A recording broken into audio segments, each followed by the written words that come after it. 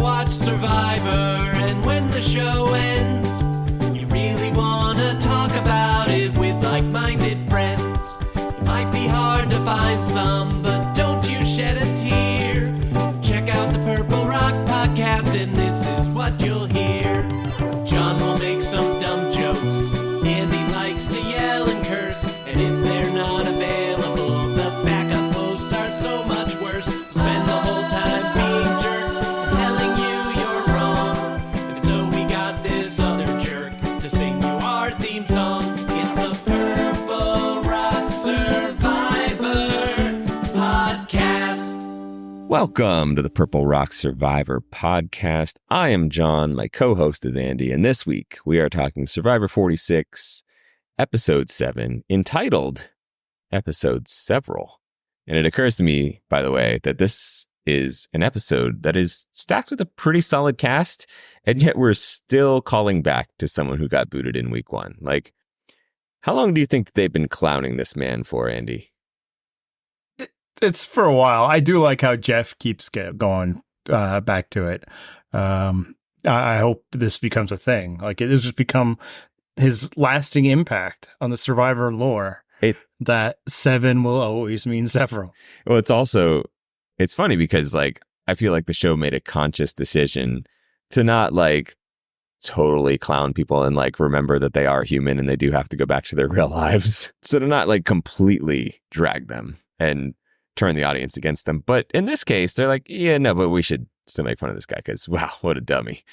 So, yeah, and they call him by name, too. It's not just like, hey, did you get that? No, we might make sure it's right. We want to point out the reference here, which, in fairness, you know, there are certain people, I don't know any, but certain people who just could forget things just, you know, a week or two after watching them. So it's totally understandable that they'd have to remind you who Jelinski is. I also find that the best jokes are the ones you explain. Oh, that is 100% true. I mean, if being on Twitter for all that time taught me anything, it's that when people don't get the joke and you explain it, that is when the humor really hits. You just got to tweet through it. Yeah. Hey, how'd you like this episode, by the way? I really enjoyed this one. I thought it was a good one. It was fun all the way throughout. And I think more than that, it's really delivered on what at least I've been, and I think you as well, but I will let you speak at short intervals. Getting at, or at least feeling that was the potential for all this season, is that this, I think, is going to be a really fun cast. Because this was a fun episode of them doing a lot of bouncing off of each other and stuff. What did you think? Yeah, I mean, for me, this was probably best episode of the season so far. Yeah, and not only that, but I think I referenced earlier in the season that I like when an episode ends and I'm left wanting more, right? Like, that was the case in this episode. I feel like, oh man, I want to see what's going on next with this cast. Like, I'm invested now, right? Like, I think there's enough people here that I'm like, see how this thing shakes out. Whereas last season, I was just, by the merge, I was just bored. So yeah, I'm excited to see where this is going. Yeah, and it's interesting because it happened, a thing we were complaining about going into the episode. Their this new era thing of splitting the tribes into, which doesn't make it like make that twist work. It just shows that, like, when this show is hitting, when the elements are working, the other stuff doesn't matter. Like, you can overcome poor game design, which I still feel that the split up thing is, when the other stuff works. So yeah, and frankly, like, I guess in some ways the split thing made it a better episode, you know, in spite of itself. Because we had two pretty, wild strategy stuff and tribal councils. I mean, the tribal councils themselves weren't that wild, but, like, results and all that, we might have only gotten one if it was everybody together. So it worked out this time because, I enjoyed all the stuff we got with one side and all the stuff we got from the other side. I enjoyed it before, they were even split off. It was just, it's good stuff. It's like we got 2 episodes of Survivor in one. I think for me, this kind of demonstrated something that I've said for a long time, that a good cast can save a bad concept, right? Like, even as you said, this splitting into two groups thing sucks. It's stupid. Fine for that one like pseudo merge vote, but then doing it again and just this is too much. However, like this cast is fun and thus I was invested. And I think there's also for me this little extra element that it just so happened that like the people that I most wanted gone or person really, I mean Soda was indifferent on, it was the one that went. And so I'm like, okay, good. The person that was delivering the least entertainment value to me was the one that left. And that always makes me feel better about an episode, no matter how we got to that conclusion. Yeah, no, and nobody that I wanted to stick around left. So that is another mark in the favor of this episode.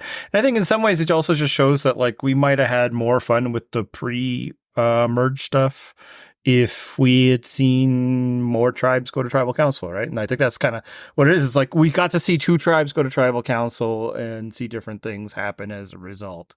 And yeah, if that had happened a little bit more in the pre-merge, then things wouldn't have felt as monotonous, especially when, of course, they were all supersized to begin with. So yeah, no, I really enjoyed this one. And I think for the big part is that I feel like everybody, and this might feel like hyperbole, and you'll probably already got it, but I felt everybody delivered this episode. Now, they're not all, stars, but you don't always need all stars. No. Sometimes you need somebody to get out there and set some screens, get some boards. Moving screens. Yeah. Sure. And so I felt like everybody played a part in my entertainment. And again, that makes me feel good about where we could go from here, because I don't feel like there are as many unentertaining avenues for the season to take. Agreed. And I think that I believe I mentioned earlier in the season that I was like, I don't know if Ben is going to be the type that I'm, interested in seeing more of. But we got to the end of that first tribal council, and I felt like Ben was the one to go. And there was a tinge of sadness. And then I was like, wait a minute. Do I like Ben now? Am I on board with Ben? I think I'm on board with Ben. And by the time that episode ended, I'm like, yeah, I like who we're rolling with for the rest of this season. Like there's enough people left that I feel like I'm interested in their interactions, how they play. Like, yeah, I'm invested now. Yeah, I'm fully in on Ben. Like not like guy I'm rooting for to win the season type level, but I enjoy him. There's no like at the beginning of the season, yeah, like it's kind of fun, but is it too much? Yeah. No, I'm full into, and it helps. Like this episode in itself, in some ways unfortunate for him, but fully fleshed him out. He's just not just always on amp to 11 rocker guy. Like he has levels, he has depth, and what's really good about it is he's able to articulate those things. Yeah, and he's a positive dude. Like I genuinely like his energy, and I would say he is probably the biggest reason why Siga was the Vibes tribe, and frankly he could contribute to this being a nice fun vibe season. Well, I think it's similarly like that's what happened to me. It's just the fact that Ben is so genuine. I was like, all right, that is always going to appeal to me, especially on like a reality show where people are very quick to adopt some, character or like put up some artifice of like who they are. Like he was being his actual self. And I was like, I'm into this. And then like, you're right. The positivity thing. It reminded me of, I'm going to blank on his name now. The guy from Parks and Rec, like the city manager guy with Ben. Come on. You know who I'm talking about. You mean Rob Lowe? Yeah. What was his character? I don't know. He's Rob Lowe. Yeah, Rob Lowe. So anyway, Rob Lowe like was relentlessly positive on that show. And then like in a 30 second, what was his name? Chris Traeger, I think maybe. The 30-second scene, they explain like his whole backstory, and you're like, oh shit, now the guy's got depth. Same thing here. Like it just a quick scene with Ben, and I'm like, okay, I'm invested. I don't need a whole like melancholy backstory and like flashbacks and sepia tones and just Ben talking about his life, and I'm like, okay, I'm on board. That seemed legit. You seem cool, Ben. Let's see how you do here. Yeah, we can get behind oddballs as long as it feels genuine. Right. When it feels packaged, no Yes. thank you. It feels performance. Yeah. Or frankly, even sometimes it could be legitimate, but they're just too much. That's another thing. But he struck the right balance. Yeah. Remember Sifu punching the trees? Yes. Like that was that just didn't ring true, right? That felt like watch me. Like whereas Ben is just being Ben, and I'm cool with that. So yeah, no, I'm happy he's still around. Hunter, I've been a fan of throughout. I like the little bit we got from Liz. Like I think small doses are very important. Yeah, she's the screen setter, right? Yeah, exactly.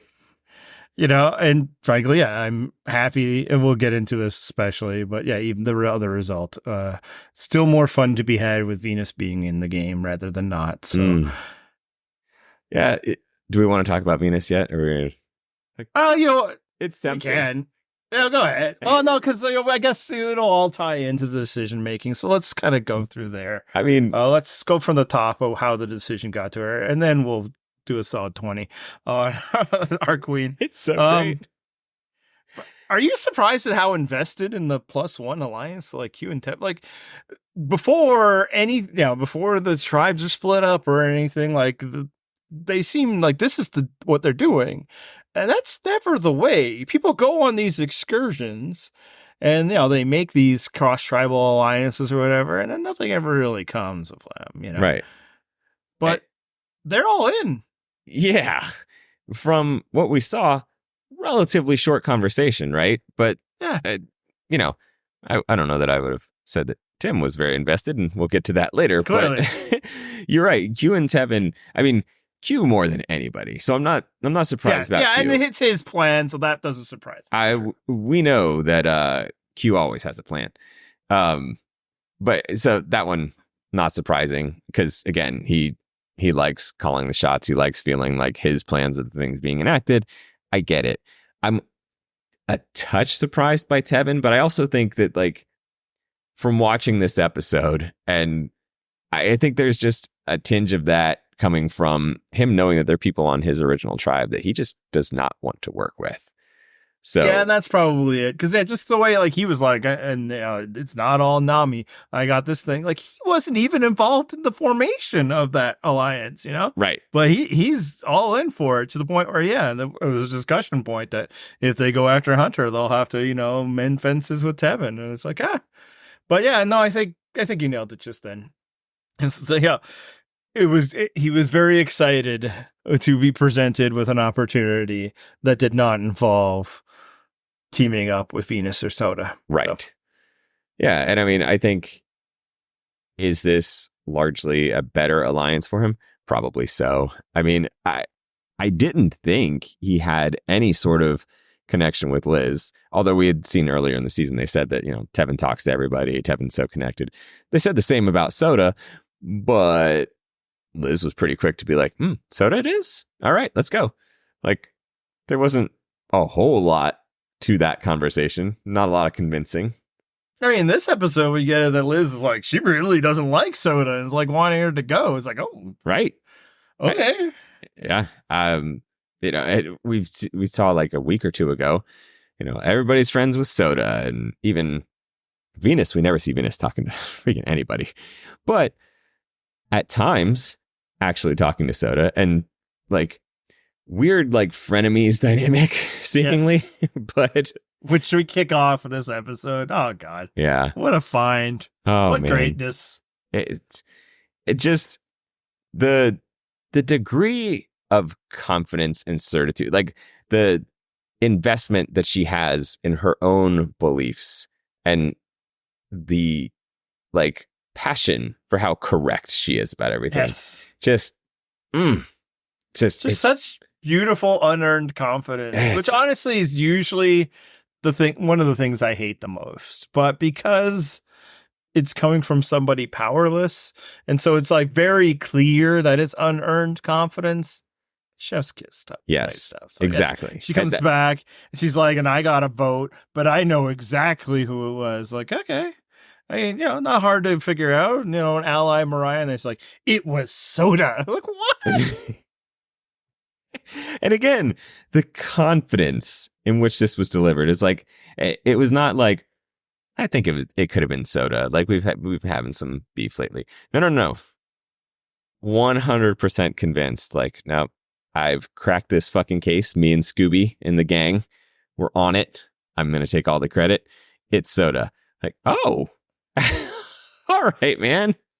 Well, like, we were like, oh, you want to talk about Venus? Let's hold off. No, we didn't. Because, look, it needs to be clear if it isn't already. We are speaking highly of her role in the show, the character that she is performing. We are not speaking highly of her. She is just so bad, and it's so funny. So, like, she has lots of fans, and it makes sense in some ways because her whole deal is, arrogantly telling people what she thinks that she is, 100% sure that she's correct on and that they are wrong. So of course Twitter just loves that. Like they don't understand that there would be another way to communicate with human beings, right? Yep.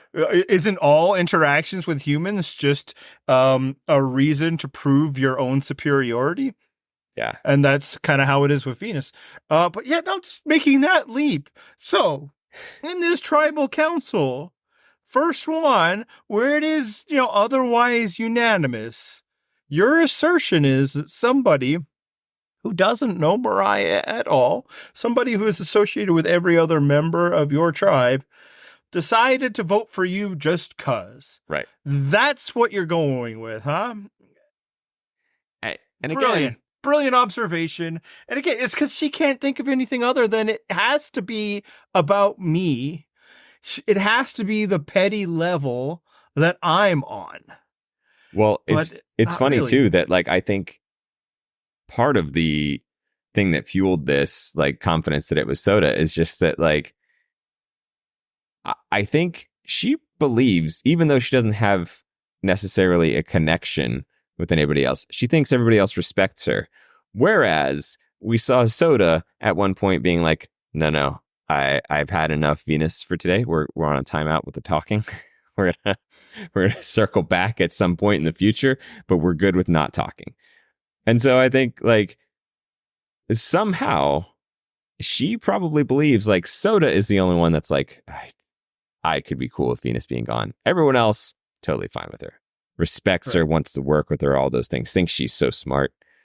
That it was Venus, but due to Venus's amazing social game and the connections she's made throughout, she got the target moved off. But to Mariah, not Charlie, the way that she wanted. But Soda was not kept in the loop. Right. Maybe that's it. Yeah, sure. It's just a delightfully oblivious human. And we get more of that in this episode. So yeah, so we get there and it's 4 Nami, 2 Siga, and that's it, right? And one, Maria Siga is immune. So as they set up, should be Charlie, right? Yeah. And immediately they're just, nope, how about this? How about this? How about this? And it's a delightful mess. Well, but Venus is like, instead of, understandably, she should be making a plan because the initial idea is her. She should feel that. She should feel the authorization. But she's like, not only is like, nope, that's not good enough for me. I'm going to turn this against one of them. And then wait, no, maybe I'll turn it up against somebody even harder to get. Yeah, exactly. And that's the thing. The absolute confidence of taking that shot, despite having no reliable ally in this group. There's no one that's her ride or die, her number one, any of that. She just thinks she's going to like work the Venus charm and everybody's going to be like, yep, I understand your logic and your rationale and I want to work with you because you're smart. I'm going to go along with your plan because you have accurately identified the situation and the like best possible target. And like, I'm just picturing Charlie coming back from that challenge, right? Because as you said, the tribe breakdown, it does not look good for him, right? So he hits that beach. He's got to be assuming he's doomed. And, like you hear Venus's name and that means nothing. Because of course they're not going to tell you, oh, it's you. So even at that point, he's like, oh, great. But then you hear Soda's name And you hear Tevin's name. And that's when you realize, like, oh no, this is legit. Like, these people are absolutely going at each other. I'm fucking safe. Like, yeah, it was that was a freebie of Survivor. Oh, for sure. Charlie. It just, Yeah, you didn't have to do anything. You didn't even really have to say anything. 'Cause No. that's the beauty of Venus's approach. Okay, so she wants to flip. Obviously, everybody knows she's the person to flip. She was trying to do it last episode, which should be clear. It's just like the day previous. This whole episode was one day. Yeah.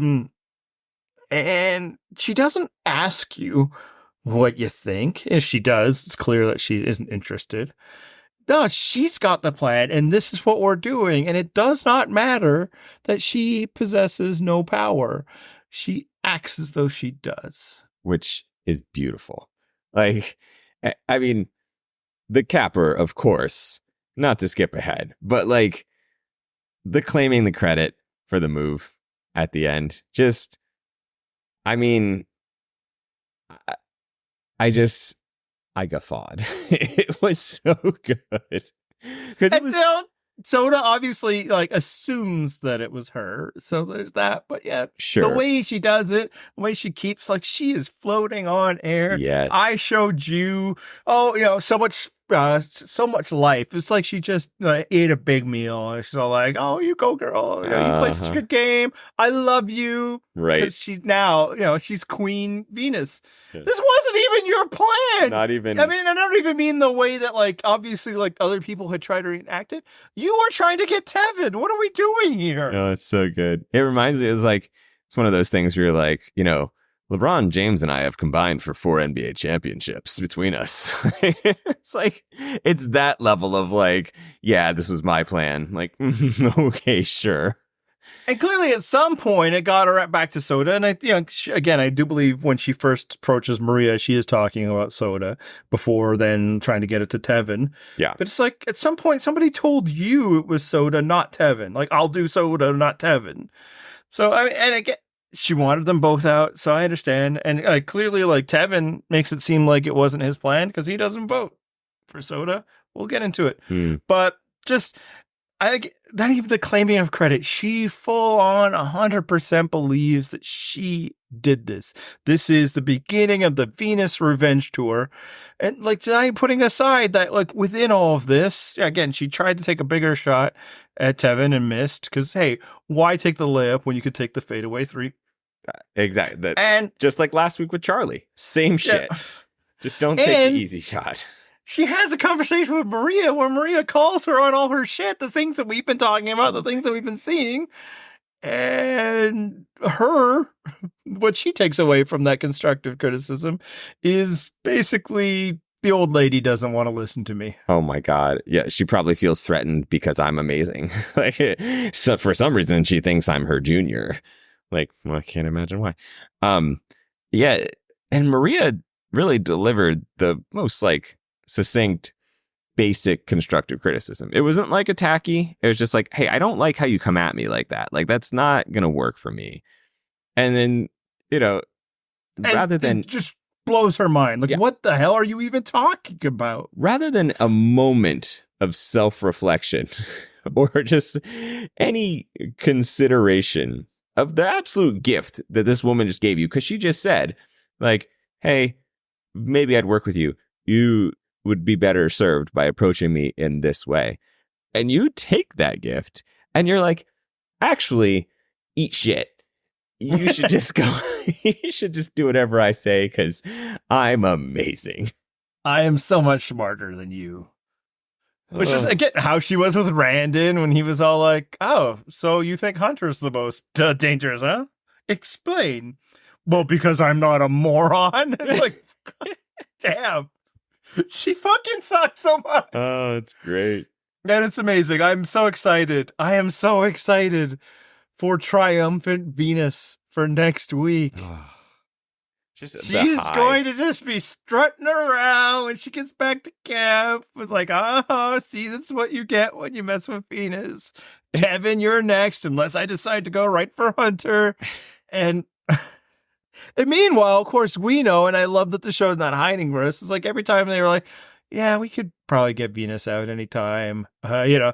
You can completely see through her. She's not fooling anyone. Like everybody that when talking about Venus is letting us know. Even the people who are, big Venus stans and refusing to, they are the Venus of these conversations, just completely like refusing to take any of this input. Everybody talks about how they don't like her. She's transparent and, they're not worried about her. Yeah. But yes, winner's edit for sure. Oh, yeah. For sure. Take it to the bank. Argument is out there, man. I love how this is a great thing because these would be almost assuredly all of these Venus stans would be people who would say it to your face correctly that Russell Hantz is awful Survivor, he would never win. But you get all this input that like all the people that Venus is playing Survivor with dislike her, and you're like, nah, man, she's got this. It's right. It's social game is king, unless of course she's a queen serving looks, in which case that doesn't matter at all. She's going to win. And whatever, be a fan all you want. Just don't ever pretend like you have real analysis of this television show. Exactly. Leave those conversations to the grown-ups. It was so much fun. The way that they just kept attacking each other. and the utter willingness too, right? Like I was saying, like, I think, Tevin's been waiting. They didn't think for a second. There was no hesitation for any of them. It's like, maybe we should just vote out Charlie. Nope. Yeah. The instant was like, well, obviously Charlie would be the easy vote. But how about this? Like, not even a second of consideration. Like, well, we could still keep the... Because none of them are, like, invested in sticking together as their former tribe, Nami, right? That's it. Yeah. Well, I mean, I think Soda was invested in sticking together with the ones that weren't Venus. Yeah. Tough look for her. Unfortunate for her, but I think she was. Yeah. I mean, I guess. Again, I don't know how much connection she had with Liz, but regardless, like... Not a good one, obviously. Well, the scoreboard seems to indicate. Yeah. But yeah, I think there was just something about not having that chance to go to tribal before getting to this point in the game. Like, they were fired up to go at each other. Yes. They'd been waiting. Yes. And waiting so long that, they were second guessing initial impressions and already coming to like second decisions and other moves. And that's when we get to what Tevin's doing. Because... man, Tevin, what are you doing? So obviously, he's like Venus, and that'd be the obvious one. And the correct one in many respects, right? Like, she is pretty cancerous. Yeah. But no, and we saw him, talk about this 2 episodes ago. Good job seeding this by the show. That he wants to go after Soda. And of course he does, but not vote for her. Get to that. Was that the right move? What do you feel about him deciding to target Soda? Yeah, I mean, obviously Venus would have been a perfectly valid target here. And I mean, I said last week that like I think I'd reached the point where we've had enough Venus. I still probably would have been fine with losing her here, but what a moment we got that when we didn't. So, and again, the moment we're gonna get when she is so... She doesn't know until she watches this, and probably still not while watching it. She's probably been like, no, the show's just doing that. That's just the edit. Yeah. But I know that was me. Right. Yeah, exactly. Like, oh, I guess that's their interpretation. I know it really happened. Yeah, as far as going after Soda, I mean, I guess if you consider that he is seemingly all in on this +1 alliance thing, it's fine. It still seems to me like you could have held off another vote. Voting out of Venus still, does not do anything to harm that other. Exactly. It seems like you're making the bigger move for the sake of making the bigger move. Yeah. Like I don't. That's almost entirely it. Like, there's only one other explanation, and I'll get to it, but it totally just feels like Tevin is big braining this, and. Again, I mentioned this a few episodes. It's kind of nice that people are doing that stuff. Like, it's creating interest. But he voted out somebody who wasn't coming after him to keep somebody in the game who is coming after him. Now, look, do I think that Venus can successfully execute a plan and get people on board. No, I do not think that. However, if other people are trying to go after Tevin, they have a vote. Right. That's the thing, is that would she orchestrate the plan? No, but she could be a member of the voting block in that. Yeah, and they'll know it because she'll be trying to orchestrate the plan. She was in this episode, right? Right. He's that unaware to him, sure, probably. But yeah, I get where he's coming from with Soda. For one, again, I think it's just I think he'd already mentally voted out Venus some point early in the Nami case. He'd already moved on to Plan B. Yeah. But yeah, he thinks that she's the bigger threat, and that's where he's playing at. But here's the thing about that. I think he's completely miscalculated Soda's threat level. And by evidence, I'll say that the first time she went to tribal council, she got voted out. I guess the second time. I believe she was not immune last week. So yeah, she survived that one. Whoop-de-doo.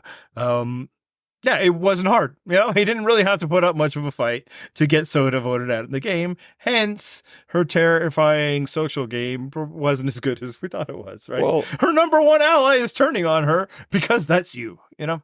Right. And also, if you're Tevin, I don't think you need to be necessarily scared by someone else's social game, right? Because Tevin's he's riding pretty high on that scale. So it's not like he's going to get outshone by Soda. Again, with who? You already have this +1 alliance. Again, her main alliance is you and the other people that you've already turned against her. Like, I don't think it was necessary at all to vote out Soda. The only reason, this is my one thing. Again, I think it's just that he was big braining it. And so I think it's a bad move. Yeah.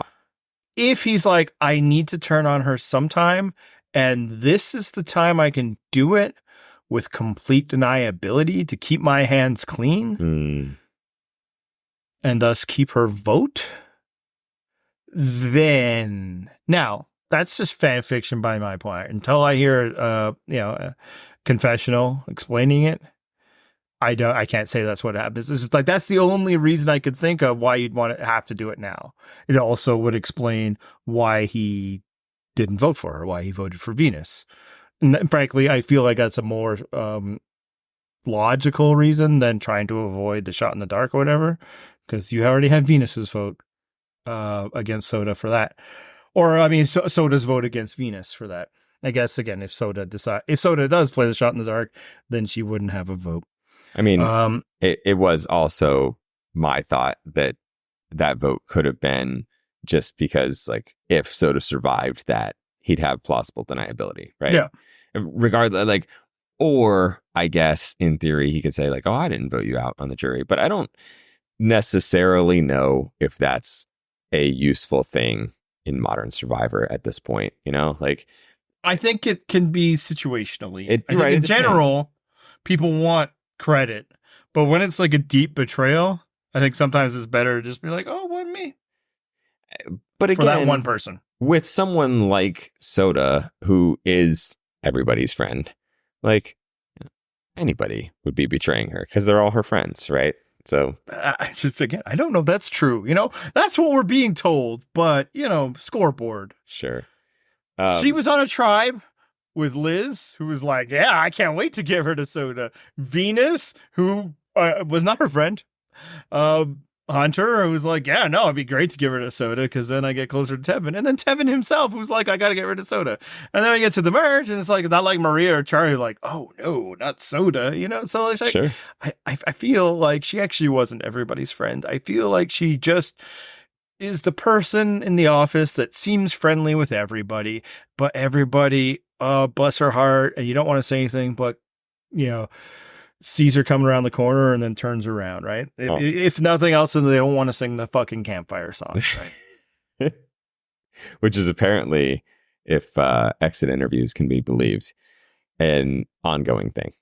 Like, she continued to do that even after being voted out. Yeah, real quick from exit interviews, which we don't read. This is like third-hand knowledge or whatever. Right. She's saying that she was the only one who was giving Venus a time of day. I actually do believe that, despite that's true. video evidence that she wasn't. I think that just shows how, like, I'm not saying that she liked Soda or Venus. I'm not saying she gave her a lot of the time of day. I think it's just stark contrast to the others who were just completely checked out on Venus, which, is bad social gaming. But in some ways, maybe sometimes you have to protect yourself from the toxicity, And it's like, if we're all doing it, then, maybe we'll be okay. It reminds me of, I think it was Al Franken one time was saying how he's like, I like Ted Cruz more than probably any other senator likes Ted Cruz. And I fucking hate Ted Cruz. So it's like, I think similarly, Soda was like, I was probably her best friend out there. I don't like her. It's like, both of those things probably accurate in this case. Yeah, man, and we saw it last week. These people just meet her and they're all like, "Man, that Venus, huh? She's a lot." You can't trust her at all." Well, she's trying to be like, "I'll work with you. I'll vote at anybody. Give me all the knives to stab them in the back." They're like, "Oh, but yeah, I don't know about that Venus. We better go talk to those people you're talking this about." Right. So, yeah, I feel like it's one of those deals where people quickly took her measure. And as I've been saying, she doesn't know how to handle it when people don't like her, because that's not really something she experiences much in her life. Probably true. Which, frankly, it's probably true for a lot of us. But, a lot of us also still have like creeping doubts about ourselves. Must be nice to not have those. Yes. Look what an existence that would be. Yeah. Couldn't be me. Let's talk about the other tribe. I think we've wrapped, or tribe, other group. I don't know what you call them at this point. Group and squirks. Yeah, sure. But the first thing that struck me is like, Tim. What exactly was Tim doing? What's Tim's whole like post pseudo merge plan? Because I don't know that I have a grasp of what his end goal was for anything he's done. Yeah, I mean, it goes back to last week, and he's like, "Oh, I haven't talked to Maria yet," and all that. And like you say, the guy who left was the one you didn't find entertaining. I actually found Tim pretty entertaining in this episode, but still glad that it was him instead of Ben. Yeah. Like, that's what I'm saying. Like, I feel like everybody's kind of like delivered. Like, he was kind of funny, and his vibe of like, he is doing all he can to try and not, show his cards. Usually admirable, but he's really bad at it. Yes. So he's showing all his cards, in fact. And he's so confident. He's so like, "Oh, man, I got them fooled. This is the way we're doing it." Because, yeah, he keeps agreeing like, "Oh, yeah, no, +1 for sure." Which in some ways, yeah, somebody gives you an offer of an alliance, you say yes. That's how it works. But if you're not actually going to commit to it, then you, at some point, have to realize that they're going to realize that, and that option's closed and you need to proceed forward. But now he's just like, he was kind of talking about, it's like, but what if we don't though? What if we just ignore all that? And the thing, all of it is Tim wasn't wrong necessarily in what he was saying, but he was just completely unable to identify that Q wasn't interested in hearing that. And his whole, trying to withhold information with Q was not going to work. The like continued insistence on being non-committal to anything, right? Like at some point, take a fucking stand. Like, yes.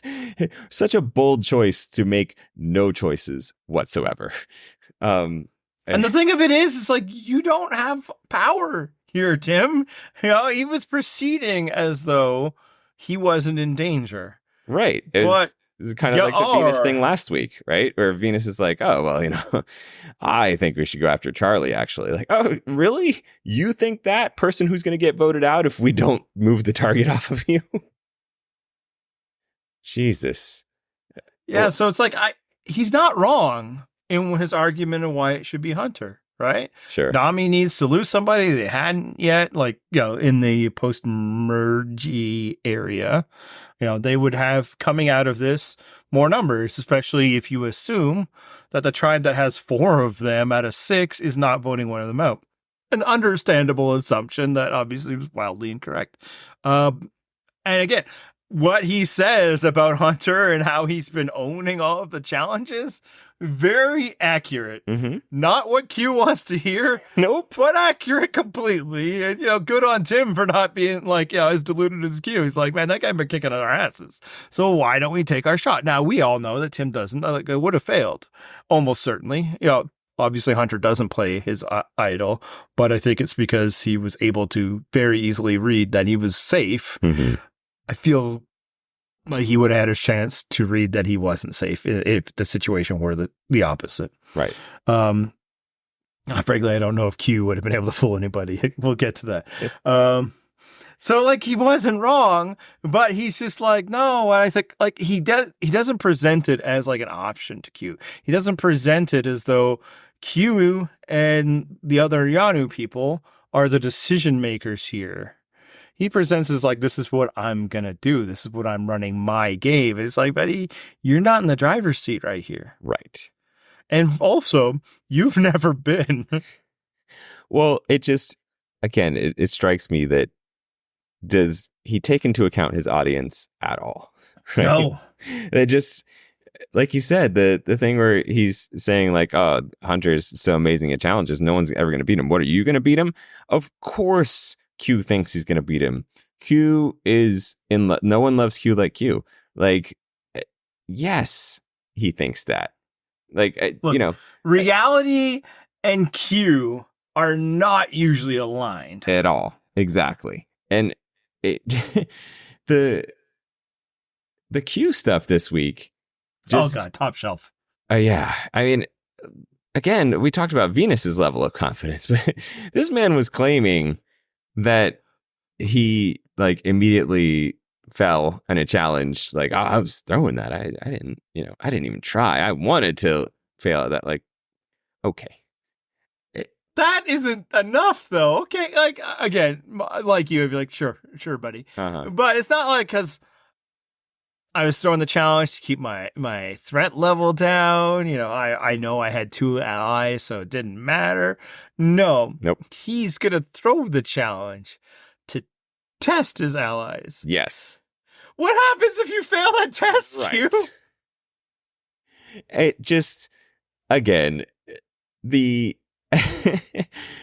the insecurity that it takes to confidently say that into a camera. Like, do you think that that's going to come across as us like being like, oh no, that rings true? No, fucking of course not. You fell because you weren't very good at that challenge, and you're too fucking proud to say like, actually, I tanked that shit. Like, oh boy, did I stumble. That's it. That's what happened. And then you're like, you have to, figure out a story that paints Q in the best possible light. Like, Q's always running things, never makes mistakes, blah, blah, blah. And just, it was not quite on the level of Venus, because in this vote, at least, Q does have some measure of power, right? Like, Venus was just the level of confidence wildly out of proportion to the power that she had. At least for Q, he was helping to call the shot on this vote. But that said, what the fuck? Honestly, bravo to Q and Survivor for really helping illustrate to people in the audience, many of whom have no way of knowing this for themselves, that like high-level athletes aren't the hyper-confident people that we all think they are. I mean, certainly some definitely are, but there's a deep level of insecurity that comes from competing all the time. Yep. And it helps drive them, right? And you see it with this guy, because when things aren't going well, suddenly he's quitting, pretending to quit. Or I wasn't really going to quit. That was my way of, tricking Kenzie so she wouldn't like play a shot in the dark or whatever. It's like, yeah, sure, buddy. Oh yeah, I didn't lose. It was like, it's such naked lack of confidence. Yeah. And you see that in the way he deals with people and the way he has to be the alpha in all these situations. Like when he talks to Charlie and he's like, trying to school him on the principles of Survivor. And like, again, in his dealing with Tim, in his dealing with Charlie, Q wasn't wrong. Yep. Charlie shouldn't have said that. That was dumb. Yep. He was right that Tim is acting shady and you should get rid of him. But the way he goes about it is that, like, you're not the boss here, Q. You know, and like it almost like goes back to like his dealings with Banu, and like he was getting credit for his patience, you know, from Kenzie, and you know, people who wanted to paint, you know, Kenzie as a monster. Yeah, Banu being chief among them. And you know, using Q the way he was dealing with Banu as an example. Meanwhile, of course, this episode we get Kenzie being an actual, you know, considerate human being. It's just there are limits to the way you can help somebody, right? Right. I don't think he was actually being that helpful to Banu or, you know, Nope. concerned about it. He just really enjoyed having somebody to tell everything to do. You know, like that was able, like, I am able to impart how much better I am at all things. And I think that was what Q has been craving. Because, yeah, you see him try it with Charlie. You see him try it with Tim. You see him try it with Tiffany and Kenzie.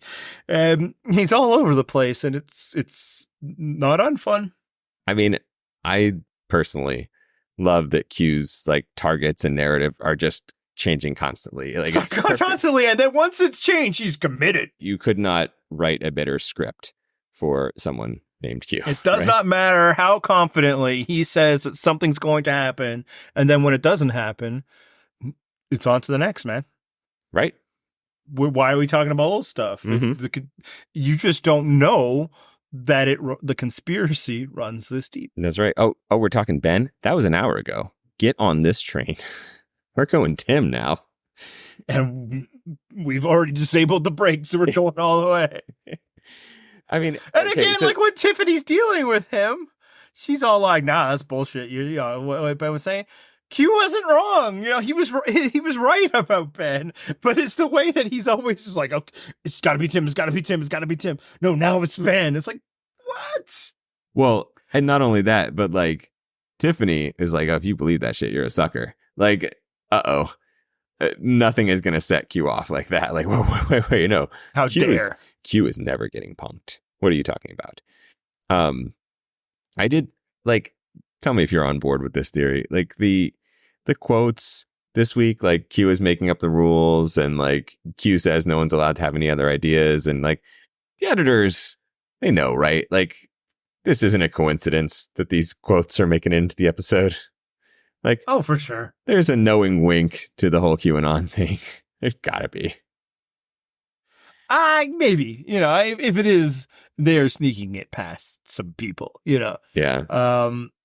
But yeah, no, it's just I love this approach because it's insane, and I do love more that like Tiffany is completely clocked it. Yes. And realized that she cannot tie her wagon to that, which just feeds. I don't think she ever has, you know. Well, I think she was always keeping her options open. And now at this point, I think, you know, Q is useful to her to a degree. Yeah. And I think that, you know, when we were constantly getting that tribe in the pre-merge because they kept losing, like it looked like each of them considered Tiffany their number one. But like, I think regardless of which one of them Tiffany likes more, like she's clearly better able to work with Kenzie, right? Like Kenzie is willing to have discussions with her, like, what should we do? Q is dictating to her, we're doing this now, right? Like, and in fairness, Tiffany does come back at him, and for all we know, she persuaded him to like, hey, I know you want to move it to Ben. Now we're sticking to Tim. All right. Like you were right that time. We're going to go back to that plan. Who knows? Maybe she is doing that. But well, even there though, she was like, and then he's like, no, if you believe that, you're a sucker. It's like, okay, then it's Tim. And he was already ready to be Q and 100% Tim. And then she was backing away. And then he's just like, well, then which is it? Is it Tim or is it Ben? Right. And again, I understand her point. It's like, slow your roll and, you know, let's talk about it. And again, I want to be really clear that she was actually wrong in her read, you know, if you believe that you were a sucker, no, Ben, I was being genuine that, if it's him because of the bounce back, then he can live with that. And it wasn't like he was trying to pull a scheme. It was that Ben recognized, unlike him, that he's in a tough situation here. And so if it means that I got to take one risk, then I guess that'll be it. And if it, doesn't pay off, well, that's what happens when you're the low man. I did like that Ben was like, what do they always say on Survivor? No risk, no reward. I'm like, that's not, that didn't originate in Survivor, right? But they always say in Survivor. Was that the first time you heard that quote? Well, it wasn't in a song. I guess. So but with all that, though, Like, was Tim right? Should they have just targeted Hunter? I mean, I guess it depends who the they in that question is, right? Like, I think, Yania. well, I mean, obviously, not worried about Ben. Yes, Ben should have targeted whoever wasn't him. Of course. Now, should Kenzie have? I don't know. Tiffany and Q, I think it probably does genuinely benefit them to have Hunter around. I think like Hunter seems relatively invested in this weird, like, you know. I believe he's invested to a degree because it's the thing that can provide him extra. Right. There might be nobody who needs this more than Hunter, which could then lead to the discussion, though, is like, well, then is it good for me? Exactly. Or is it good for Hunter? But because he needs it more than anybody, like, I think they could probably sense that too and be like, oh, okay, but once it gets down to just us, though, right? Like, we know who we're gunning for first. Sure, but might be too late. It is might the thing, be. you know? Right? It's like, oh, well, we'll just stick with the 6. I don't want Hunter around in the final 6 if I'm not Hunter.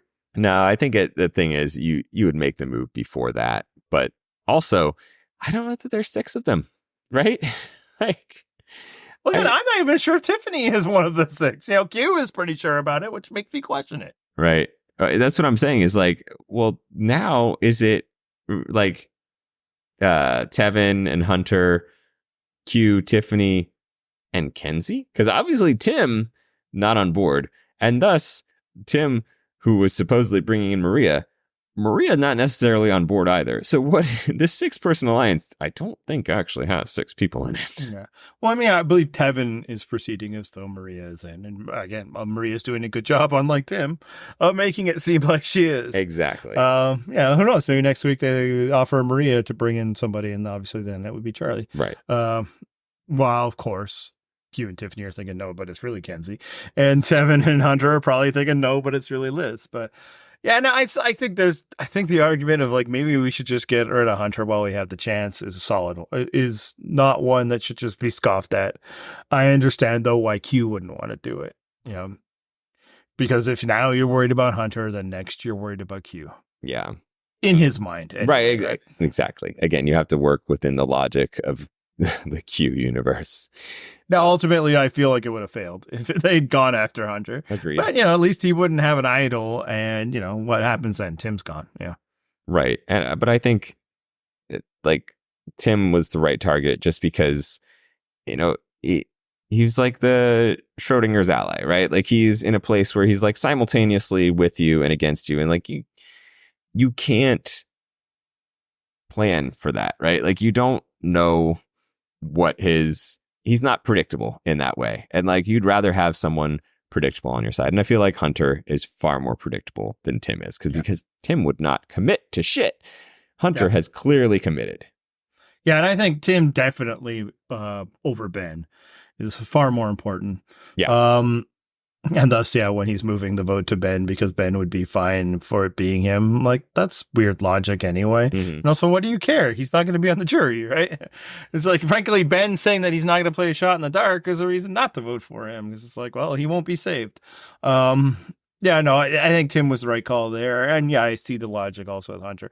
Basically, you need to be able to proceed from here on out without Tim being privy to anything. Yep. And if you continue the fiction that he is an alliance partner, which Tim has made perfectly clear is fiction, then you still like have to like pretend allow him in on conversations and stuff and account for him.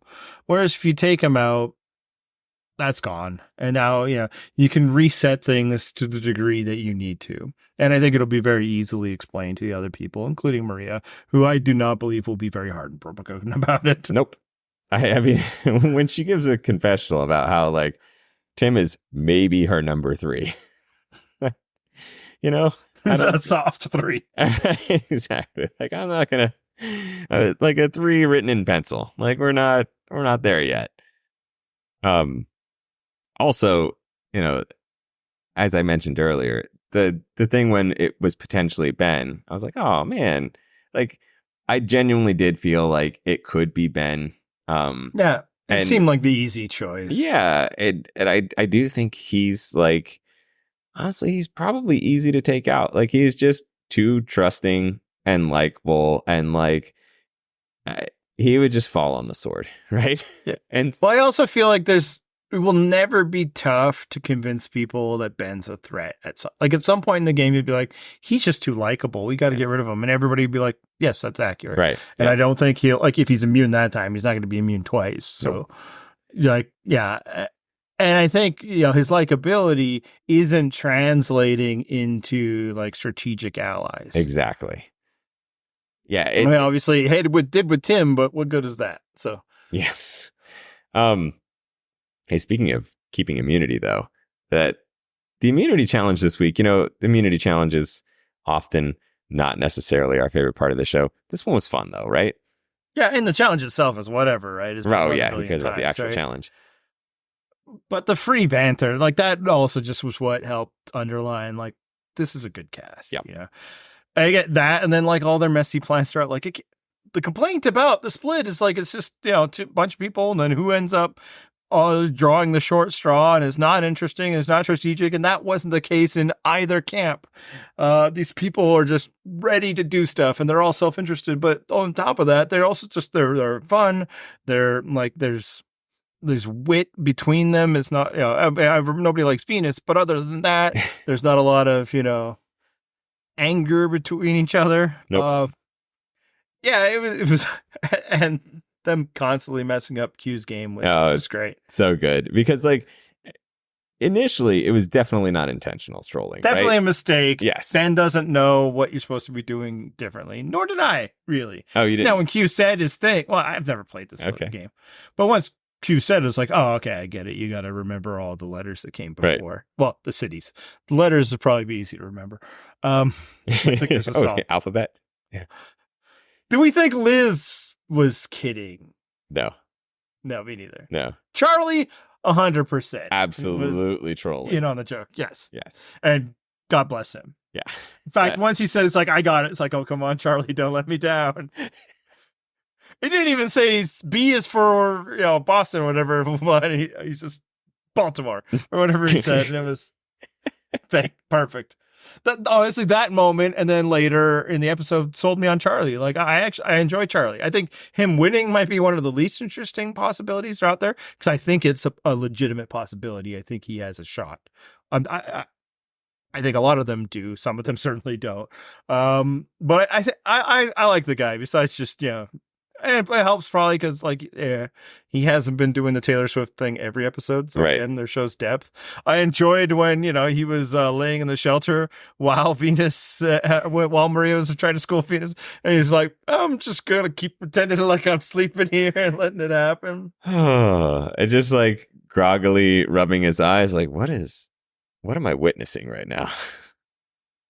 I've enjoyed the hell out of, Q explaining, black communication to Jeff Probst. That's also great. Yeah. Jeff's like, I'm learning things. Yeah, like that's like for all of, Q's oblivious ridiculousness, he's kind of a funny guy. He's relaxed enough in there. He said we were going to, carry Jared Jelinski's name out. Like he's going to rep for his guy. It was a lot of fun. Yeah. We've talked a couple times during this podcast about like some irrational levels of confidence, but I don't think anything can quite top one particular moment, and that is something that I did not initially hear this way at first, and I think it's because I tuned Tim out. Like I'm bored by Tim, right? But apparently, you're not like looking for the votes and all that. No. But apparently, Tim just decides that he's the sexiest dad to have ever done this thing. And presumably this thing being on Survivor. Sure. Yeah. So usually, we've been doing top 3 lists for music. This week, Ben did not deliver. He mentioned Van Halen, already done. Yep. So it's what the streets are asking for. So particularly from you and I, John. I know better qualified hosts to do this. It's the top 3 sexiest dads in Survivor history. That's right. And I want to be really clear. on the ground rules of this. Like, first of all, Yes. this cannot be just guys who have kids. For me, I mean, you can, make your own list. This is open to interpretation. But for me, they have to be whole ass dads. This is not just like the dad has to be part of their whole vibe. So keep that in mind. I think you can put it on your list, but I could certainly see, and I did, the dadness factoring into your ranking. Yes. Yeah, you needed to project dad in order to get on my list. And that's the other thing. For one, this isn't just like what the kids or whatever call daddies. Like they genuinely have to be dads. They have to be fathers. Yes. 2, they had to be fathers when they were on Survivor. So not somebody who was on Survivor, even if they gave dad vibes, but had not yet fathered children. No. They had to be. And that includes if you're a returnee and your first seasons, you were not, a parent. And then later you are, then you qualify. But you're judged by when you were you were a dad. Yeah, that's right. So, yes. So like Boston Rob, who I'm not going to put on my list, not even for joke purposes. But it would be funny. Yeah, I believe he's not a dad until like his 4th and 5th appearances. I don't know, maybe 3rd. But you don't get to judge young Boston Rob. No. It's only from when they were a dad on the show. Yeah. Sexiest dads who have ever done it. Top 3. Oh man. Did you want to kick it off? Sure. So number 3, I kind of hoped when I was writing this one down, I'm like, I kind of hope you don't think of this one because like it is a name that is special to the both of us, and it's Ken McNichol. One of the things that I actually miss about Twitter, the fun that we had with that man's account. I am so sentimental and recalling just his constant shallow philosophical musings that he tweeted out, coupled with pictures of him like shirtlessly engaging in mundane activities. Just a fucking treasure. Like a joy to behold. All right. I will respond later on that account.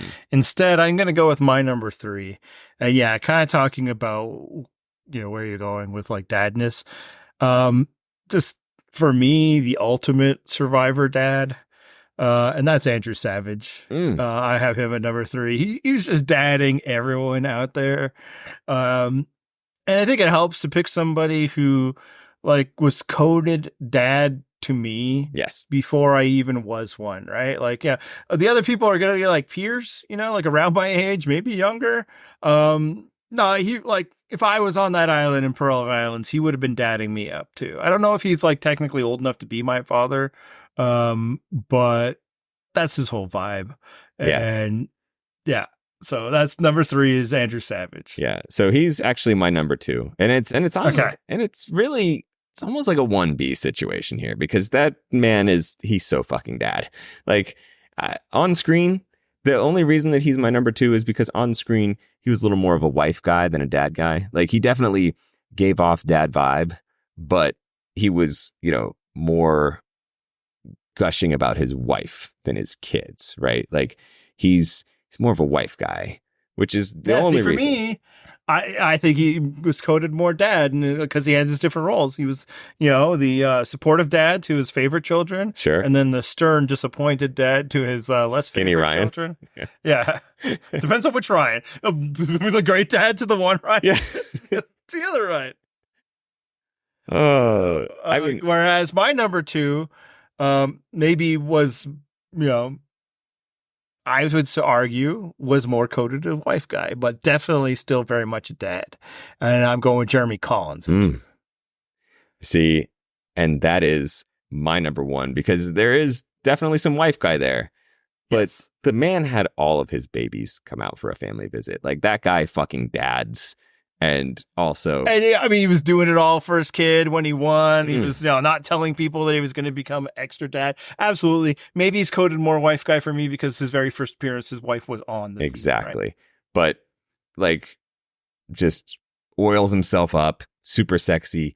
Also, huge dad energy. Like he's my number 1. So maybe we should have brought in somebody who actually finds, men desirable, because our lists aren't very different, because my number one is Ken McNish. Oh, I was actually wondering, I'm like, is he going to remember? Because like Ken at the time, it was all about talking about his daughter, right? Like, Yeah. on that was the other thing, is like, I insisted in my rankings, like, no, these had to be people that like talked about their like family at some point on the show when they were on, which Andrew Savage obviously eventually did. But like, yeah, Ken was fantastic. He had at least one lesbian all into him.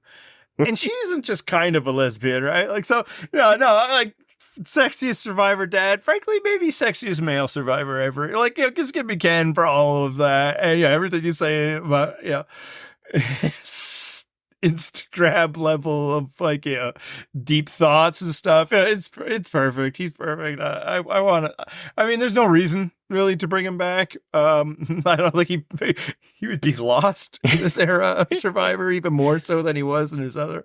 But goddamn, was that a handsome man? No, and just again, so thoroughly entertaining, like on the show and off.